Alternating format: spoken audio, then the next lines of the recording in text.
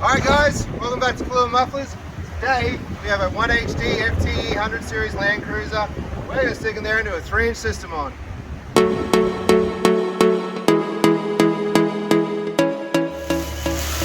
Well, this is the big old 100, well technically a 10, what is it, 100? No, it's 100, not a 105. 105 is a solid axle. Golly, I always get that wrong. Anyway, we're going to call it a 100 series because it is potentially the same thing, and 100 series is 100 series, and this one has independent suspension. And best of all, this is the factory turbo diesel, which is particularly cool. Automatic, which is still very good. Very rare to see a manual one, but they do exist. This is your stock exhaust. It's quite small, as you can see. Such a big engine. The FTEs do breathe rather well. They make horsepower. So this is your stock engine pipe. It's all going to come out. Some of them do have a cat converter, the later ones. This one does not. This is a cat-free model, so therefore it won't have a cat either. Rather large muffler. Everything's in nice condition under this truck. So that's all got to come out. We're going to cut all of this out. We don't really want any of it. It's not good enough to keep. It's kind of done its time. So we're going to cut it all out.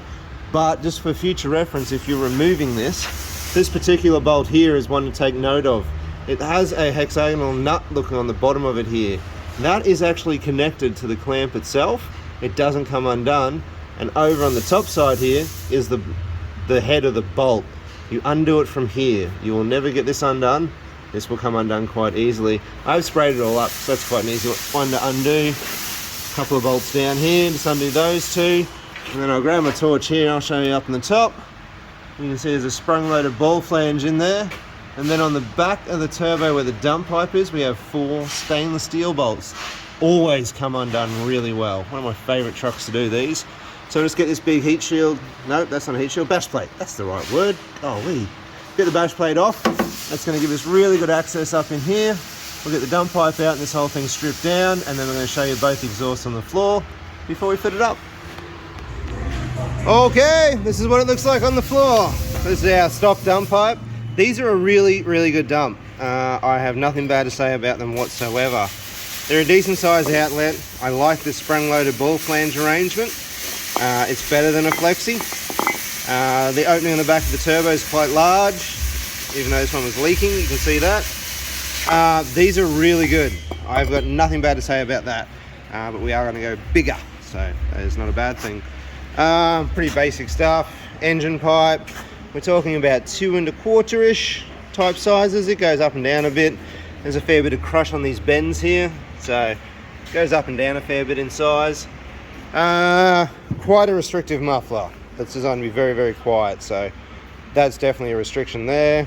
Tailpipe is not bad, and then a rear muffler as well, which is obviously a restriction there too. So that is all those bits, and we are going to come back, rewind back to the start with. This is what we're coming back with. This is our dump pipe. Comes preloaded with our pyro mount, and this fellow here takes the heat shield. There's a heat shield that has 2 mountings over here on the turbo and 1 on the dump pipe. So that's going to go back there. These are a really nice bit of gear.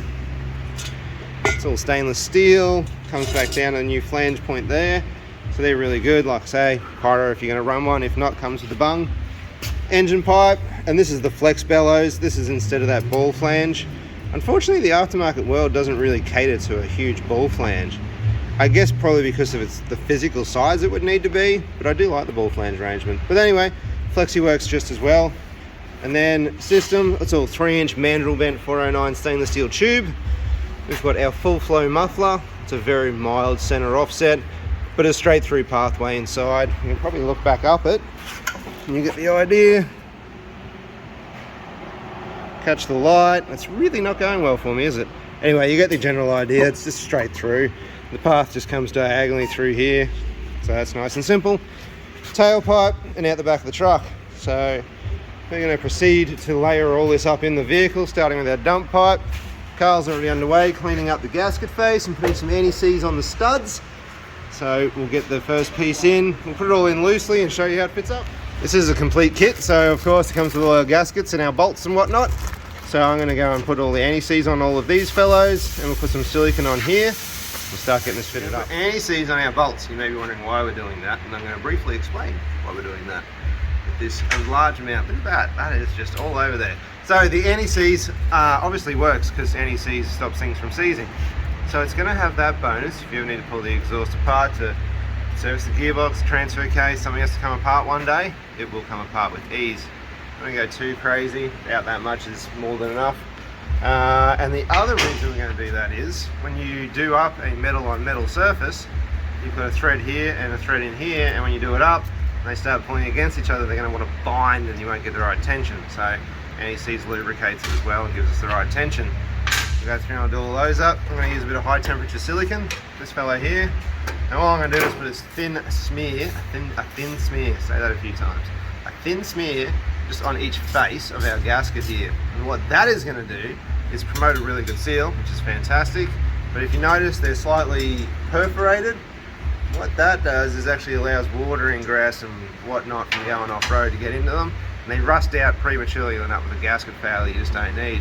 So that'll help seal it up with a bit of silicone as well. So between the silicone and that on the bolts, that's just going to make it really seal and clamp nicely. So I'm going to go ahead and do all that and we'll get her in the truck. Well, this is her. That's the big shiny dump pipe up in there. Down underneath the truck, everything's got plenty of clearance, sits really nicely. There's our muffler, like I say, it's full flow. Big loop up over the diff, nearly to the floor. Plenty of clearance, plenty of travel off-road. And then we're going to come down underneath here, squat under the hoist a little. We've got our nice shiny cam tip on the back of it. So, without further ado, let's pull it down and have a